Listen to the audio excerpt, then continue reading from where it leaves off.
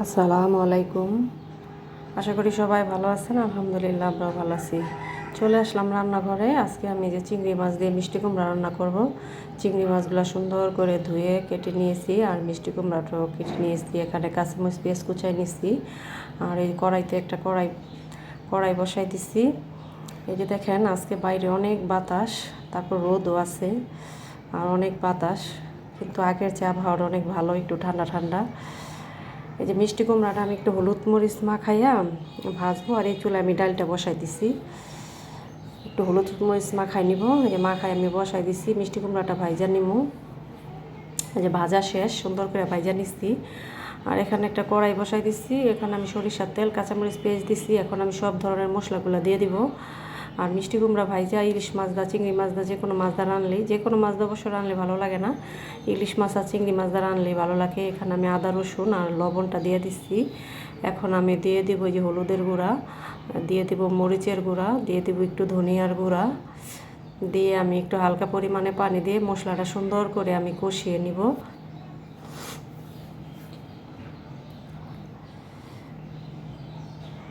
তো মশলাটা প্রায় কষানো শেষ হয়ে যেতেছে, একটু পানি দিয়ে দিছি। আর এই চুলায় আমি যে ডালটার মধ্যে একটু আম দিয়ে দিছি। এখন আমি যে ডালটা বাগার দিয়ে নিব।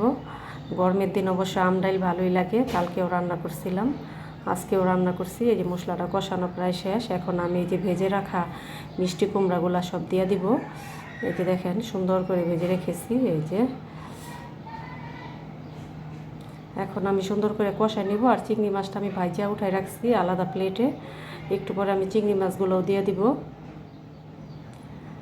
আমি অল্প পরিমাণে একটু পানি দিব, কারণ ভাজা মিষ্টি কুমড়াটা খুব ভাজা, সুন্দর করে ভাজিয়া নিচ্ছি। আর এখন আমি যে আরেকটু কষাইয়া তারপরে যে একটু চিংড়ি মাছগুলো দিয়ে দিচ্ছি।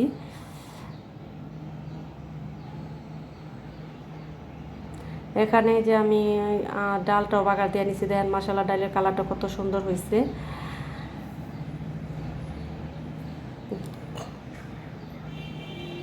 দিয়ে দিব আমি অল্প পরিমাণে পানি, কারণ মিষ্টি কুমড়া এমনিতে তাড়াতাড়ি সিদ্ধ হয়ে যায়। দিয়ে দিলাম অল্প পরিমাণে পানি। এখন আমি একটু ঢাকনা দিয়ে দিব। একটু ফুটে উঠলেই সুন্দর করে আমি একটু জিরার গুঁড়া দিয়ে নামিয়ে নিব।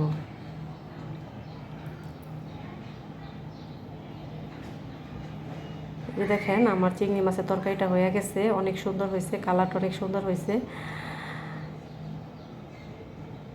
আশা করি সবাই ভালো থাকবেন, সাবধানে থাকবেন, আর অবশ্যই ভিডিওটা দেখবেন। ভিডিওটা দেখে লাইক কমেন্ট করবেন, আর কমেন্ট করে জানাইবেন যে মিষ্টি কুমড়া চিংড়ি মাছটা কেমন হয়েছে। সবাই খান। আল্লাহ হাফেজ। দেখা হবে অন্য কোনো ভিডিওতে, অন্য কোনো রেসিপি।